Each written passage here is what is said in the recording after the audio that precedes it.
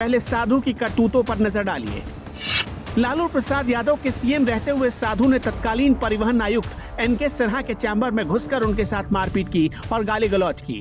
राबड़ी देवी के दूसरे भाई सुभाष यादव ने पटना के सिटी एसपी जगमोहन के साथ खुलेआम बदतमीजी की थी और कार्रवाई के नाम पर सिर्फ लीपापोती की गई।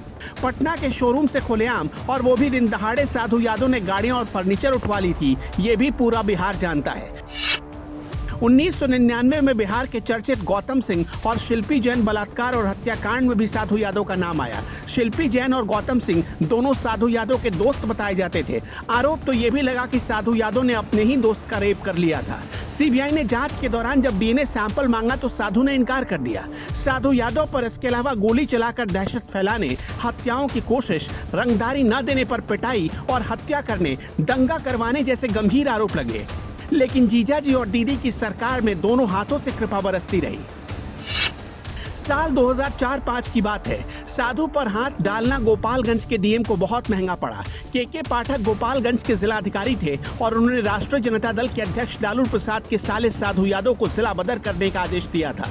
इसके कुछ ही घंटे बाद के पाठक की टेबल पर गिर चुका था उनके ट्रांसफर का ऑर्डर। के पाठक को गोपालगंज के डीएम के पद से हटा दिया गया। बिहार के तत्कालीन राज्यपाल बूटा सिंह ने फौरन के पाठक का ट्रांसफर करवा दिया था। साल 2002 रोहिणी की शादी में शोरूम से गाड़ी उठवा ली थी साधु यादव ने। लालू प्रसाद यादव 2002 में अपनी दूसरी बेटी रोहिणी की शादी कर रहे थे और इसी शादी के लिए खुल्लम खुल्ला सत्ता का बेजा इस्तेमाल किया साधु यादव ने।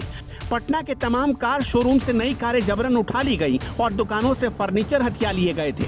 साल 2016 पटना में एक बिल्डर से 50 लाख रुपए की रंगदारी मांगने का आरोप लगा साधु यादव पर। साधु यादव का नाम राज्य के चर्चित बाढ़ राहत घोटाले में भी आया। इस मामले में साधु ने सरेंडर किया और जेल भी हुई थी। बाद में बेल भी ले लिया। बिहार भवन में जेएनयू के एक छात्र पर हमला करवाने का आरोप भी साधु यादव पर लगा। साधु यादव का जन्म 5 जुलाई 1967 को हुआ। 2004 में गोपालगंज लोकसभा क्षेत्र से सांसद बने। 2009 में आरजेडी ने दागी होने की वजह से टिकट नहीं दिया, लेकिन साल 2009 में दीदी और जीजाजी से रिश्ते खराब हो गए। साल 2009 में साधु यादव का उनकी बहन और बहनोई के साथ रिश्ता पूरी तरह टूट गया। गोपालगंज की सीट को लेकर साले और बहनोई में ऐसी ठनी कि दोनों की राहें अलग हो गई। उस वक्त वो सीट लोक जनशक्ति पार्टी को लालू प्रसाद यादव ने दे दी। इसी से नाराज होकर साले साहब बहनोई से ऐसे दूर भागे कि उसके बाद फिर कभी एक हुए ही नहीं। एक दौर तो ऐसा आया जब साधु यादव ने अपनी बहन राबड़ी देवी को भी चुनौती दी। बाद में साधु न घर के रहे और न घाट के।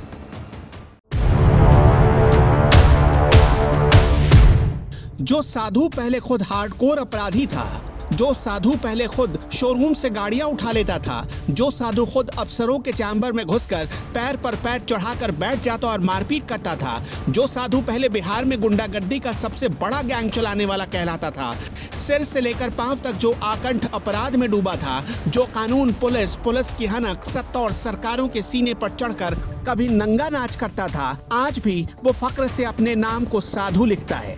ये कहानी है दिखने में सीधी सादी बिहार की पूर्व मुख्यमंत्री राबड़ी देवी के भाई अनिरुद्ध यादव और साधु यादव की।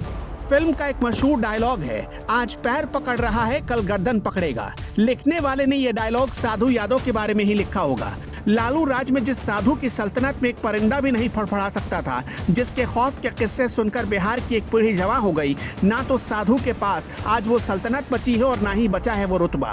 जो कल तक जीजाजी कहकर आगे पीछे घूमता, जो लालू के रुतबे और रसूख के सहारे अपने अपराध का बिजनेस चमकाता था, आज वही साधु लालू राबड़ी और अपने ही भांजों का गला पकड़ने के लिए तैयार है। पर ऐसा हुआ क्यों? अगर आप सोच रहे हैं कि तेजस्वी ने अपनी शादी में साधु यादव को नहीं बुलाया इसलिए पूरा विवाद खड़ा हुआ, तो यकीन मानिए आप गलत हैं। अगर आप ये सोच रहे हैं कि तेजस्वी ने गैर हिंदू धर्म में शादी की इसलिए साधु नाराज हैं, तो आप 200% गलत हैं। असली कहानी तो कुछ और है।